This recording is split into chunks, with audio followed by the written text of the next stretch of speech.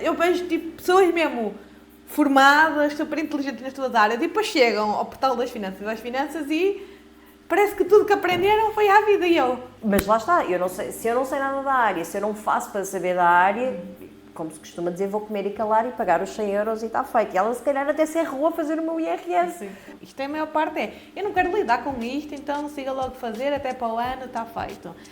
Porque é sempre esta sensação que é algo mau, nós não devemos aceitar tudo só porque sim, porque é difícil de lidar. Porque eu não gosto de matemática, não tem nada a ver com isso. Ou seja, as pessoas mal olham, mal veem aquele tema e aí não percebo nada disso, primeiro ponto. E a seguir eu também não quero saber. Olá, bem-vindos a mais um podcast, Os Génios do Amanhã. Imagina que és contabilista e que um dia decides abrir um Instagram sobre impostos. Não sobre viagens, não sobre moda, não sobre lifestyle, sobre impostos mesmo.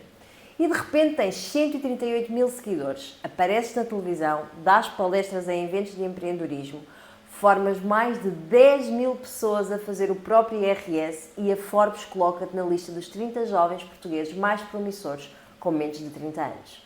Quando li isto pensei, ela descobriu qualquer coisa que a maioria das pessoas ainda não percebeu, que a educação financeira não é chata e que nunca foi bem explicada. Bruna Fernandes, bem-vindos aos Génios do Amanhã. Como estás? Bem, obrigada por esta belíssima apresentação. De nada. Nós gostamos muito de mimar os nossos convidados com a apresentação que fazemos sobre eles. Adoro, para poder depois usar também eu. Sim, podes pôr na tua descrição do Instagram, na bio.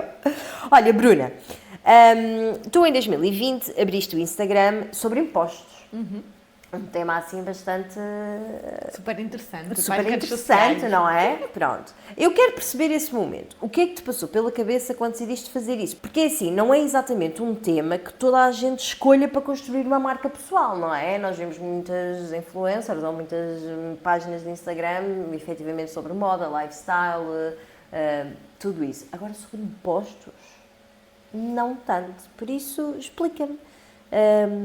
Quando é que decidiste fazer isso? Bem, eu já comecei antes com a parte do lifestyle e de moda. Em 2009 eu tinha um blog de moda, depois, passados uns anos, fui para o Instagram. Ainda ninguém usava o Instagram como conhecemos hoje em dia, era muito usado por pessoas que tinham blogs de moda para partilhar mais facilmente o dia-a-dia. E na altura eu estava na área, tinha começado a trabalhar, já estava quase há 5 anos no mesmo escritório e na altura queria sair da contabilidade. Por incrível que pareça, eu apetecia-me desistir um bocadinho da área, estava cansada e na altura até fiz um curso de personal organizer, ou seja, ir a casa das pessoas, sim. Mas na altura até queria ir para a vertente empresarial, ou seja, organizar, fazer a ponte entre a contabilidade e as empresas, facilitar ali o processo, que ainda hoje é um problema. Mas na altura, depois, acabei por mudar de empresa e foi também o que me deu ali um boost diferente e comecei a ensinar. Eu já ensinava no escritório onde estava pessoas novas que eu entrando na empresa, mas naquela eu fiquei mesmo responsável por gerir entre o patrão e a restante equipa e os clientes e foi muito interessante poder ensinar e o que me diziam sempre as minhas colegas tu tens mesmo esta vontade de partilhar, não queres guardar as coisas para ti. E eu só penso, claro, quero trabalhar menos, tenho que delegar. Portanto, era sempre essa a minha ideia. E as pessoas começaram a dizer que eu realmente explicava bem. Ao mesmo tempo que fiz esta transição para um escritório novo, também no Instagram, eu tinha um Instagram de personal organizer, e as pessoas começaram quando eu disse que era contabilista, lá partilhei em stories, a minha caixa de mensagens começou a ficar cheia de perguntas de impostos de outras colegas da área, do personal organizer, de redes sociais, porque eu também ia muito a cursos de redes sociais, Instagram, etc. E na altura começaram-me a perguntar, sabes-me ajudar isto? Podes fazer consultoria pelo Zoom? E eu, posso? Porque não?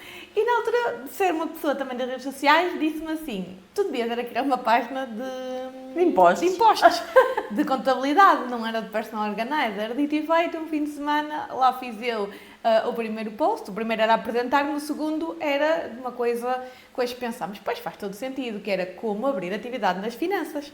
Lógico, ou seja, eu fazia posts à medida daquilo que as pessoas me iam perguntando. Logo nessa semana, comecei, eu abri em 19 de outubro de 2020, tive logo uma consultoria marcada, portanto, desde o início que eu comecei logo a gerar rendimento da página.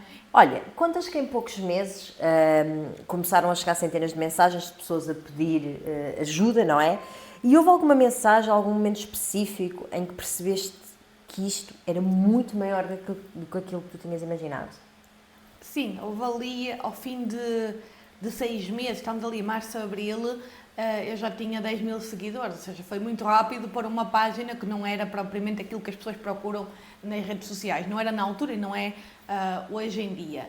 E na altura, no meio das mensagens, claro que chegamos ali à época mais crítica, que foi do IRS, Sim. É sempre a época que tenho mais mensagens, e na altura foi a nível das consultorias que me marcavam, tinha sempre a agenda cheia, eu fazia 2 consultorias por dia, porque eu ainda trabalhava por conta do trem, e foi a fazer 10 mil euros só nesse mês, só com a venda das consultorias, com a venda do curso.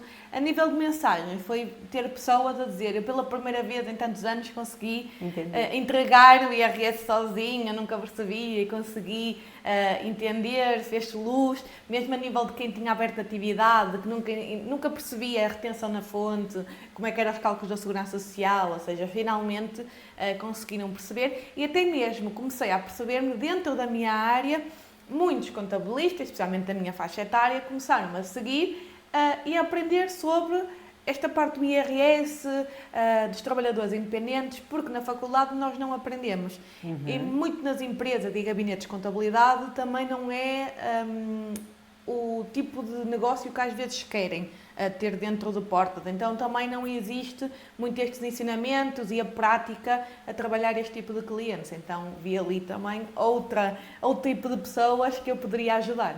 Ou seja, apanhaste também ali, não só estavas a ajudar as pessoas completamente à parte desta área, não é? Um cidadão normal como eu, que não percebe nada de impostos, como também estavas a ajudar os teus próprios colegas da área que conseguiam olhar para ti e ver, ela explica ou ela aborda temas que nós nunca falamos e que nunca explicamos. Ou seja, também desmistificaste para muitos o bicho que eram os impostos de uma forma simples. Para além disso, também a nível da própria forma de trabalhar. Abrir portas a muitos colegas poderem realmente ganhar mais dinheiro. Muitos tinham filhos pequenos, poder trabalhar por conta própria. E é de loucos ver que foi uma coisa tão simples. Fazer consultorias por Zoom não existia. Sim. Não era uma coisa normal. As pessoas estavam habituadas a ir ao gabinete do contabilista. Também apanhei ali a parte do Covid, sim, que permitiu isto, mas é de loucos pensar que muitos dizem a ideia de gênio e que não foi uma coisa tão simples. Foi natural, foi um percurso muito natural, não é? As coisas foram surgindo, tu foste dando conta do recado. Sim, mas foi ser o pioneiro, a sorte veio aqui ser pioneira, a primeira sim. a fazer, ou a primeira a ter sucesso a fazer, mas é engraçado de ver, passado estes 6 anos, como é que chegamos até aqui e de ver as pessoas a dizer, pá, não sei o que é que tu tiveste na altura, mas foi de mestre. É verdade, é verdade. E olha, tu em 2021 decidiste finalmente despedir-te da tua empresa, não é? Como é que foi esta decisão? Porque é assim, porque há muita gente que vê que está efetivamente a ter sucesso e as coisas estão a funcionar, mas tem um medo, não consegue dar este passo, porque estão a funcionar agora, isso é momentâneo, isso daqui a um ano já não funciona, não é? Por isso, como é que foi para ti o processo de tomares a decisão de despedires da empresa onde estavas a trabalhar e de te dedicares a 100% a este projeto? Para mim não era problema, porque eu nunca quis ter negócio próprio, isto foi mesmo porque acabou de surgir e o dinheiro assim o indicava, mas na altura eu não tinha esse problema porque eu já era desde miúda que eu poupava muito, então tinha uma reserva financeira muito sustentada e na altura já estava, mesmo que o meu negócio baixasse muito, era impossível eu ganhar menos do que aquilo que eu tinha no meu trabalho. Então, a trabalhar muito menos horas, portanto, eu não fazia sentido nenhum continuar. E na altura não me conseguia, eu queria me ter despedido logo, em março, eu já queria estar só no meu negócio, só que não consegui porque estava a comprar casa.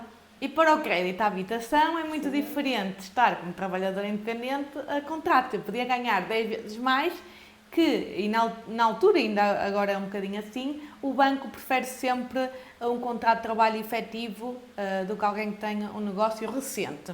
Na altura tive que ir mantendo as duas coisas, depois cheguei a acordo com o meu patrão da altura, ainda hoje nos damos bem e fazemos algumas coisas, mas realmente tive que fazer ali um acordo e depois fui deixando. Algumas empresas só fazia uma ou duas até deixar de vez, mas ainda fiquei até ao final do ano a fazer as duas coisas, que era bastante doloroso porque já nem fazia bem uma nem outra. Foi aí o momento de, não, isto tem que acabar, não consigo mesmo estar a fazer estas duas coisas, porque para além disso, eu ainda ia para a feira vender, eu tinha um negócio de bijuteria que eu fazia à mão, e meus pais são feirantes, então era fácil ter essa abertura de ir para as feiras, e eu ainda fazia aos fins de semana e no verão feiras a vender as pulseiras e os colares. Então, eu não tinha tempo, eu não conseguia mesmo dar para tudo. E na altura tive que deixar as pulseiras, deixei o trabalho por conta da trem para dedicar a 100% à contabilista. Mas não foi um processo que tenha custado, porque em termos monetários estava bastante estável. Ok. Tu achas que todo este processo que tu tiveste, e agora que ainda falaste que também fazias a bijuteria e que ias para as feiras vender, tu és a personificação do empreendedorismo, não é? Pronto, criaste a página do Instagram, construíste uma comunidade, vais para as feiras vender trabalhos de bijuteria que fazes à mão. Houve alguma coisa na tua educação que tu achas que contribuiu para tu te tornares na pessoa que te tornaste hoje? Sim, a nível das feiras, sem dúvida a parte de vender, quando me perguntam assim, qualquer pessoa pode fazer isto que eu faço. Poder pode, mas pode não ter os mesmos resultados, porque a vertente das vendas faz toda a diferença, ou há vontade de ter de falar com as pessoas. Muita gente pergunta, como é que tu cobras? Não tens vergonha de estar a mandar mensagem e tu cobrares? Eu, primeiro, não cobro por mandarem mensagem, não é? Muitas pessoas eu respondo e dizem, quanto é que eu te devo? Eu, se eu tivesse que cobrar, cobrava antes de responder, não é? Depois. Mas realmente eu respondo e meto lá o link. Depois não deixo para abusos, se a pessoa me começar a perguntar 1001 coisas sobre o mesmo tema, eu digo, olha, tens aqui o link da consultoria ou de uma formação sobre o tema. E é muito esta vertente de tentar gerir. Também a parte de, nos serviços eu acho que é mais fácil da coisa não descambar muito a nível de termos prejuízo. Mas eu tinha bem assente quanto é que queria investir, até onde é que queria ir do meu negócio. Eu tenho os pés bem assentes nesse ponto. Às vezes, se calhar, não cresço mais por causa disso, mas para mim é o ideal a nível de estabilidade. A vertente das feiras e dos meus pais, principalmente a minha mãe tinha esta vertente mais de empreendedora e de fazer acontecer, fez toda a diferença para eu também ser assim no dia a dia. Também a poupança. E, por exemplo, os meus pais sempre incentivaram muito a trabalho igual a ganho. Ou seja, eu ia ajudá-los para a feira e eles pagavam-me, sempre me deram esse valor. E eu incentivo muito aos pais que têm a empresa. Às vezes eu falo com eles, os meus filhos não querem saber. São incentivados? Não são incentivados, por exemplo, têm jeito para as redes sociais ou para os vídeos, então porquê que não fazem os vídeos, editam os vídeos do negócio dos pais a nível de redes sociais? Porque eles têm que estar noutras coisas. Não, eles têm que estar também envolvidos naquilo que é o dia a dia dos pais, até porque passam a estar com eles mais tempo, a quererem estar, porque quando chegamos à parte da adolescência, os filhos querem estar longe dos pais. E a minha mãe, eu tinha vergonha de ir para a feira quando era miúda. Tinha vergonha, quando via alguém de colegas da escola assim, eu dizia, vou à casa de banho, dar uma volta, que era porque tinha vergonha de me verem. Normal, a idade da parvoíce, como costumamos dizer. E depois, quando eu tinha 15 anos, não queria ir para a feira, queria ficar em casa sozinha e tal, e foi aí que a minha mãe disse do negócio das pulseiras. Para quê? Para me estimular a querer ganhar o meu próprio dinheiro. Eu, com 15 anos, não precisava propriamente que os meus pais me dessem dinheiro para sair à noite, para comprar roupa, porque eu já ganhava com a venda das pulseiras e isso.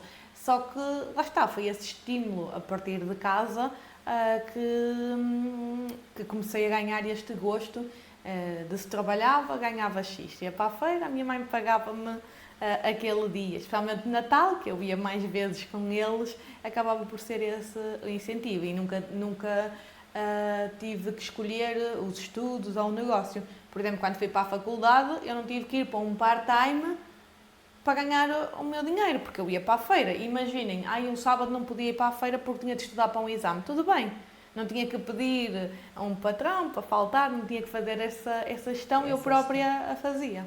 Isso é muito bom e é de louvar ter tido juntos pais que também te promoveram e que te acompanharam e que te ajudaram a dar o salto neste teu percurso, porque eu acredito que os pais são os responsáveis por aquilo que nós acabamos por nos tornar na vida adulta, não é? E tu aqui disseste, a tua mãe disse, a minha mãe viu que eu não estava a gostar, deu-me aqui um incentivo, um empurrão, e foi o empurrão dela que fez tudo o resto crescer, não é? Olha, Bruna, vamos aqui mudar um bocadinho de registro, está bem? Nós temos sempre aqui jogos entre o nosso podcast, ok? E eu vou começar a fazer um jogo contigo que é o completar a frase. E então, eu vou começar frases e tu complementas com a primeira coisa que te vier à cabeça. Não pensas demasiado, ok? Não há respostas certas nem erradas, é o que te vier, ok? Então, a maior mentira que contamos sobre impostos em Portugal é... Muito complicado. O momento em que um jovem devia começar a perceber de finanças pessoais é... Pelo menos no momento que começa a trabalhar. Se os pais ensinassem uma coisa sobre dinheiro aos filhos antes dos 10 anos, devia ser... Que nem tudo que recebem é para o seu bolso. Esta última aqui é exatamente o que trouxemos aqui hoje. Vamos falar então um bocadinho sobre também isso e sobre como também podemos ensinar as crianças a saber a literacia financeira, não é? Então, a tua missão é mostrar que impostos não são difíceis, não são mal explicados apenas, e eu ouço isso e fico a pensar, se os adultos chegam à vida financeira sem perceber nada, ou seja, se chegam à vida adulta sem perceber a parte financeira, onde é que isto falhou na nossa educação? Foi na escola, foi em casa, foi nos dois? Onde é que achas que falhou haver tantos adultos sem qualquer literacia financeira? Eu acho que fundamentalmente em casa. Eu não acho que nós tenhamos sempre de pôr as culpas no ensino, quando também não temos essa procura em casa. Claro que isto é sempre um ciclo, porque se também os pais não tiveram, como é que vão conseguir ensinar? Se não tiverem essa proatividade para ir procurar quando chegam à fase adulta.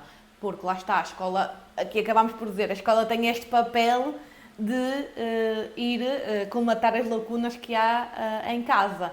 Aqui primeiro eu digo, nós não podemos dizer que são terceiros que têm a responsabilidade naquilo que é as nossas obrigações de querer saber. E é isto um problema grande também a nível dos impostos. Acho que as pessoas desistem muito rapidamente de tentar entender todo este processo de algo que vai acompanhar a vida toda. Depois aqui nas escolas, sem dúvida eu acho que é na vertente mais de quando há a saída para o mercado do trabalho. Aí sim devia-se tocar em alguns pontos essenciais para também estarem por dentro do tema e não serem enganados até em alguns casos. Acho que aí as escolas podiam ajudar nessa área. Mas sem dúvida que é em casa, os pais devem ser os principais interessados em tentar responder às perguntas dos filhos nesta parte do que é a cidadania, o que é que enquanto adultos vão ter de cumprir. E achas que os pais têm a obrigação de proporcionar esta informação aos filhos de como é que devemos de poupar, como é que devemos de investir, que para alcançarmos aquilo que queremos, ou seja, se eles querem um telemóvel, então têm que fazer para ter o telemóvel e não apenas ter o telemóvel. Achas que isso é da responsabilidade dos pais? Sim, eu acho que é onde é mais benéfico. Vemos sempre maiores problemas para que uma pessoa tem financeiramente, muitas vezes vem já de problemas que teve em casa, aqueles traumas ou às vezes coisas que nem se repara, que se vai dizendo e que vão sendo depois levados para a vida adulta, que muitas vezes para tirar esses traumas, dessas ideias programadas que acabaram por vir desde criança, é muito mais difícil depois de trabalhar na fase adulta. Sim. E fazer o retrocesso. Portanto, aqui sem dúvida que têm um papel fundamental e que devemos todos nós, enquanto adultos, tentar, não só pais, avós, tios, tentar ajudar neste processo do que são os adultos da manhã. Ok. E diz-me uma coisa, tu tens mais de 10.000 alunos formados, correto?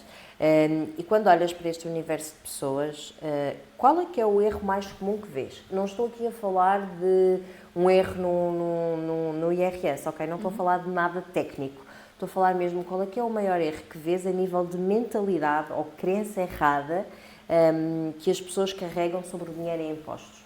A nível aqui, o principal problema que eu encontro é das pessoas não quererem lidar com o tema. Ou seja, eu tenho trazido isto muito neste último ano, que é a negatividade.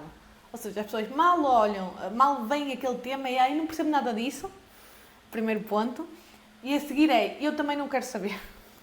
Eu prefiro terceiro pagar alguém para fazer. Ou seja, eu costumo dizer, tudo bem, delegar faz parte e está certo em pôr o profissional habilitado. Mas nós não podemos tirar a responsabilidade daquilo que a nós importa. Sim. Porque eu não sei, mas eu não gosto de pagar. Eu quando vou fazer um crédito à habitação, eu gosto de entender o que é que me estão a pedir e exigir. Quero tentar perceber. A mesma coisa aqui nos impostos. Nós não devemos aceitar tudo só porque sim, porque é difícil de lidar. Porque eu não gosto de matemática. Não tem nada a ver com isso.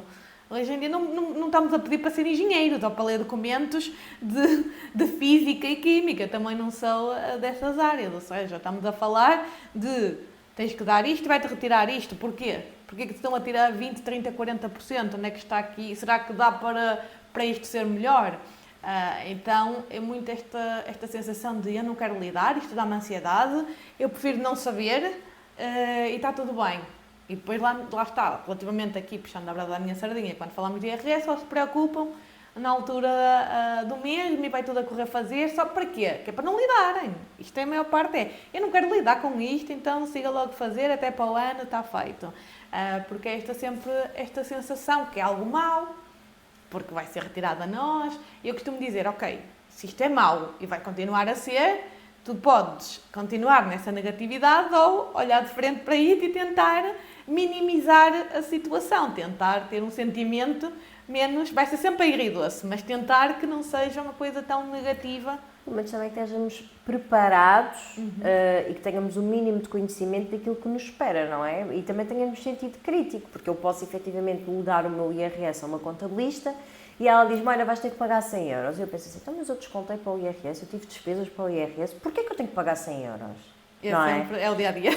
Mas lá está, eu não sei, se eu não sei nada da área, se eu não faço para saber da área, como se costuma dizer, vou comer e calar e pagar os 100 euros e está feito. E ela se calhar até se errou a fazer o meu IRS. Sim. Mas como eu também não sei, também não posso argumentar contra ela, não é?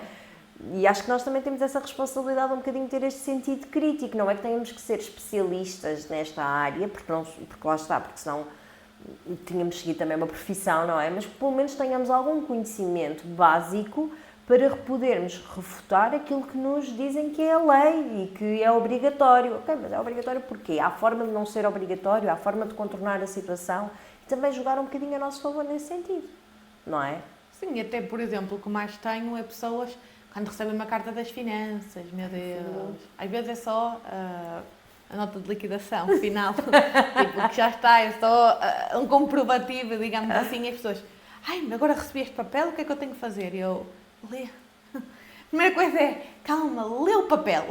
É que eu acho, eu digo muito a brincar que nós somos burros autênticos a olhar para coisas das finanças. Eu acho que eu vejo tipo, pessoas mesmo formadas, super inteligentes nas suas áreas e depois chegam ao portal das finanças e parece que tudo que aprenderam foi à vida. E eu, calma, lê. Vamos respirar a fundo, o que é que diz aí? Porque parece que já nem sabem ler, é assim uma coisa. E vem muito nesta ansiedade ter comigo e eu, calma, isto não é nada, vamos ver o que é que se trata. E às vezes, tem aqui uma coima, depois é sempre, o que é que tem uma coima? Uma coima daquilo. E eu, primeiro, nós temos que entender do processo todo, não é? A pessoa esquece que tem a coima por se esquecer de entregar alguma coisa, primeiro ponto. Depois tem o imposto que teria a pagar se tivesse entregue também na altura. E depois ainda tem a coima sobre o imposto que não pagou na altura que devia. Então, quando vemos este problema das finanças, das pessoas a dizer que têm muito medo, porque depois é só, eu faço um erro e é uma coima atrás da outra. Não é, são coisas diferentes que faz aquilo tudo virar um problema. Portanto, vamos entender primeiro o que é para isto não se tornar um bicho de sete cabeças. Mas é muito engraçado quando as pessoas vêm, porque é que eu tenho 3 coisas diferentes da mesma coisa? E eu, porque são situações diferentes. Faz parte. Mas realmente acaba por este processo, mesmo a nível do portal das finanças, as pessoas, não, tenho medo. Eu tenho medo que é um site como outro qualquer. Calma, até se submeteres está tudo ok, não estás a fazer asneira nenhuma, eles não andam a ver o que é que tu andas aqui a mexer. Mas às vezes eu estou a fazer simulações, a brincar com a pessoa, a dizer, olha, e se fosse 50 mil? E meto lá 50 mil. Mas posso? E depois eles não vão achar que eu faturei mesmo 50 mil? E eu, não é uma simulação. É só uma simulação, eles não vão estar a ver o que é que andaste aqui a fazer, o que interessa é o que submetes.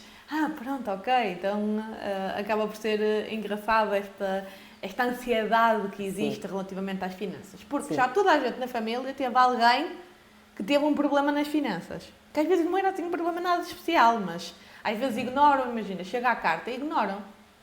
Claro que aquilo depois, se vai para a dívida, torna-se um problema, porque vai acumulando, como qualquer outra dívida. Também se fizer uma compra com cartão de crédito e não pagar, aquilo vai começar a ficar um problema maior. É exatamente igual às finanças, como à Segurança Social, como outra qualquer entidade, se nós não tivermos atenção. Mas aqui o principal foco é ler.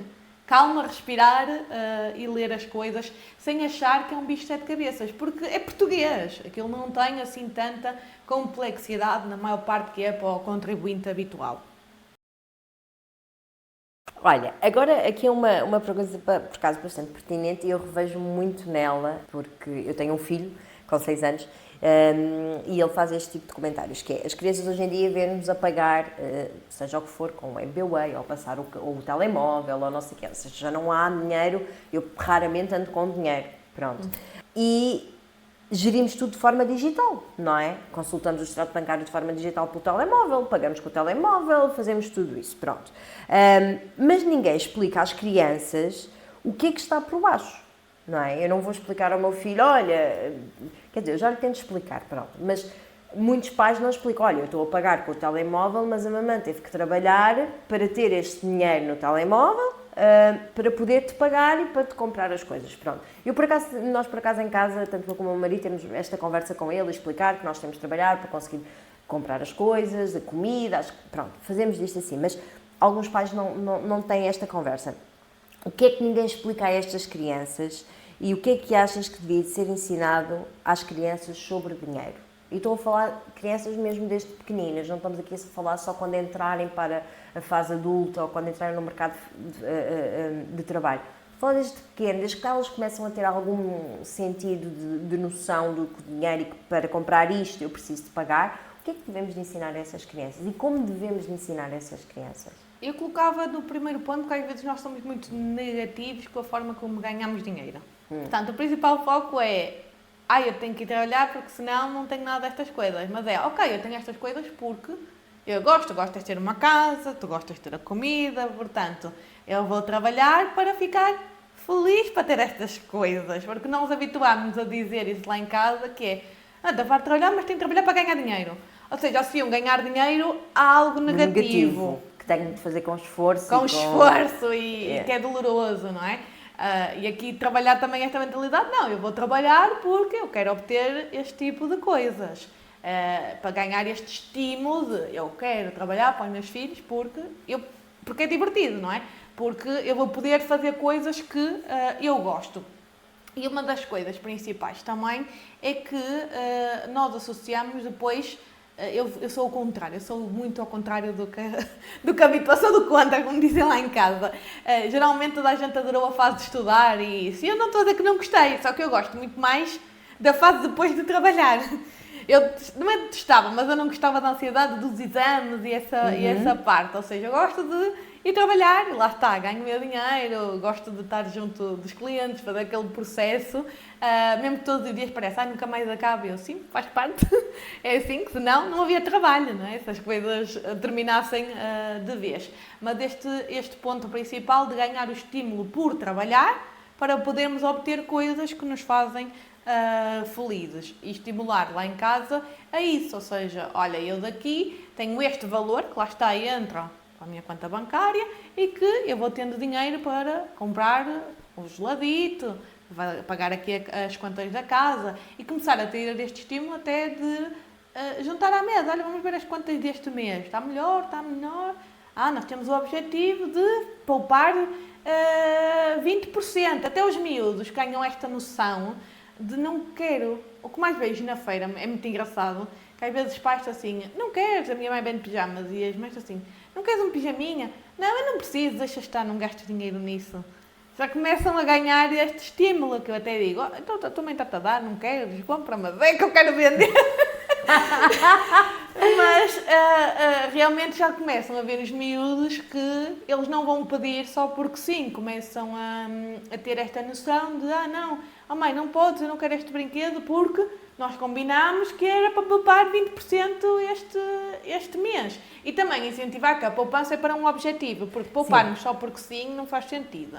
Ou seja, dizer, olha, isto é para isto, para metermos aqui de lado, porque se acontecer um problema, se a mãe tiver que ficar um mês sem ir trabalhar e ficar aqui em casa contigo, temos que poupar. Ou então para irmos de férias, ou então para irmos àquele restaurante. E as crianças percebem, porque o meu filho, por acaso, nós tivemos uma situação em que queríamos, em que estávamos íamos de férias, íamos ter um valor mais elevado.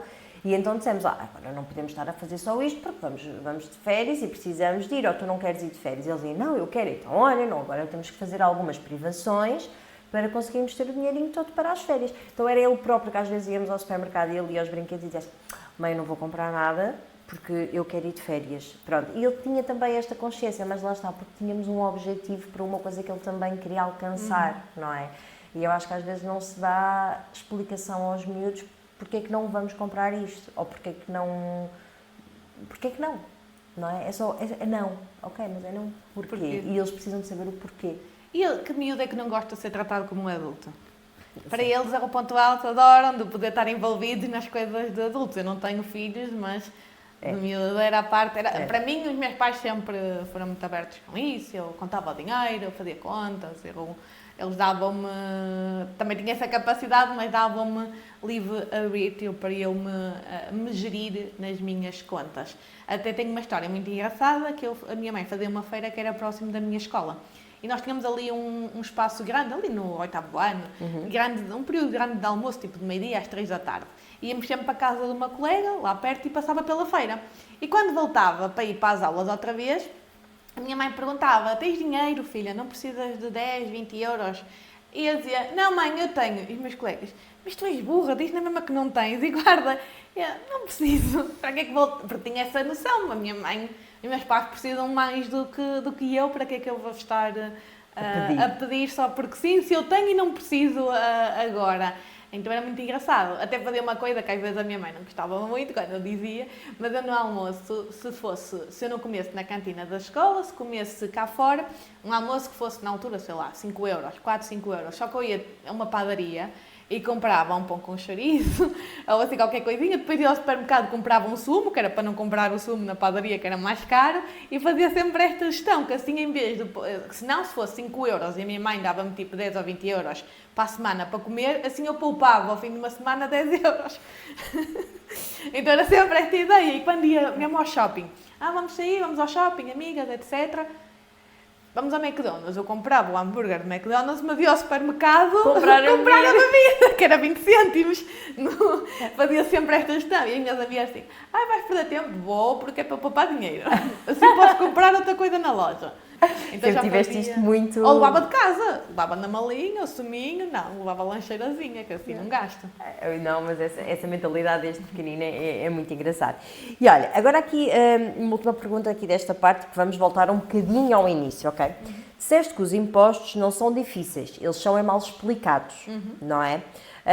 Se pudesses mudar uma coisa no sistema de ensino, no sistema social ou em casa, em qualquer sítio, ok?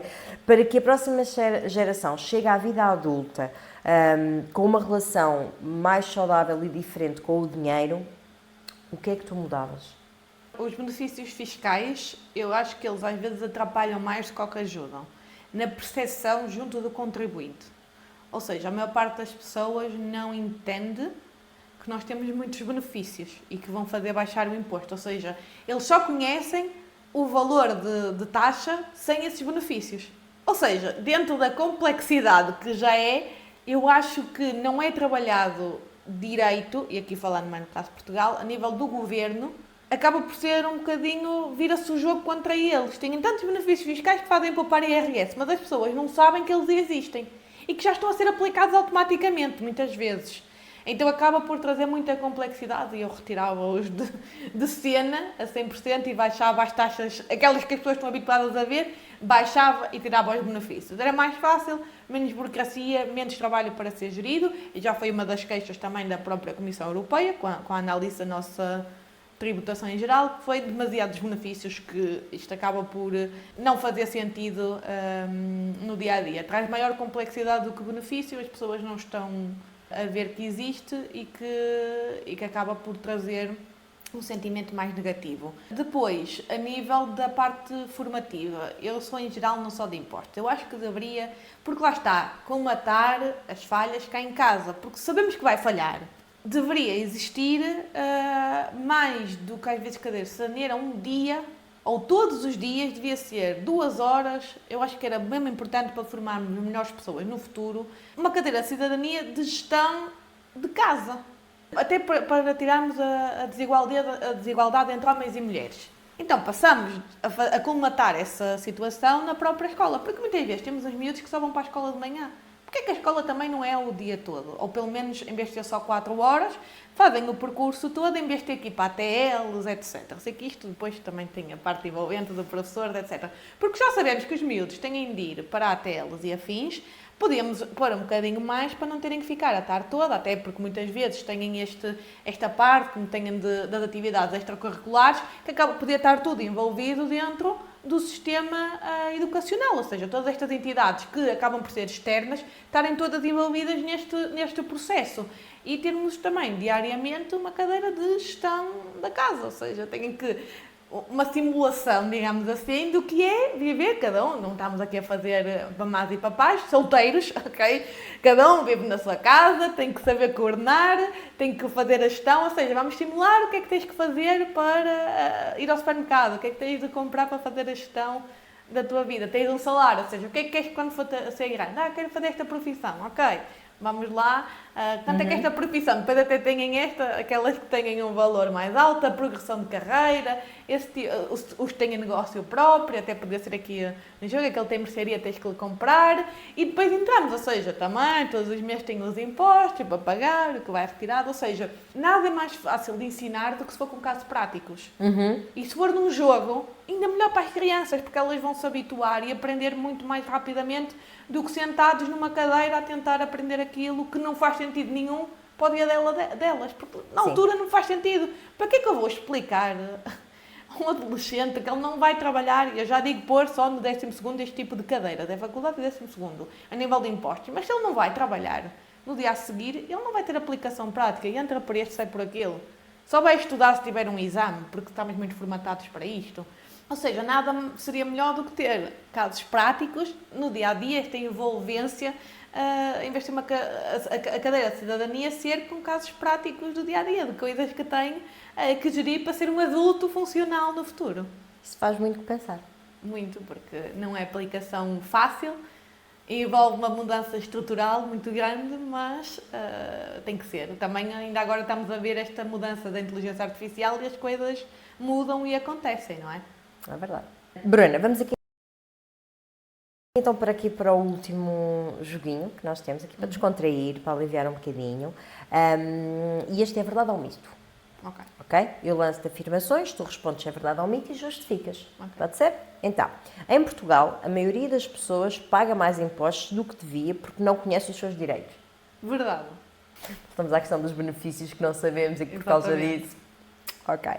Pode não ser muito mais, mas às vezes 50 euros, possivelmente muita gente acaba por... E porquê que achas que isso acontece? Porque lá está, a complexidade é tão grande que as pessoas não querem aprender. E depois, eu costumo dizer, o IRS podem delegar num contabilista, mas não é ele que está diariamente a fazer compras no dia-a-dia, para verificarem se há algum benefício naquilo que está a comprar e se podiam comprar de outra forma.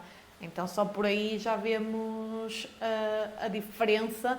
Por exemplo, uma coisa que eu às vezes até costumo dizer lá no IRS, uma pessoa que é celíaca, a comida que compra sem glúten é uma despesa de saúde e não de despesa geral, por exemplo. São coisas pequeninas porque é tão específico que a pessoa teria de ir à procura. E se calhar, se tiverem algumas associações, até sabe, porque depois vão partilhando as newsletters. Mas há aquelas coisas tão específicas que a pessoa nem vai procurar, nem sabe, nem imagina que existe. Ok. E diz-me uma coisa, ensinar crianças a gerir dinheiro cedo cria adultos mais independentes e mais confiantes. Verdade ou mito? Verdade. Por quê?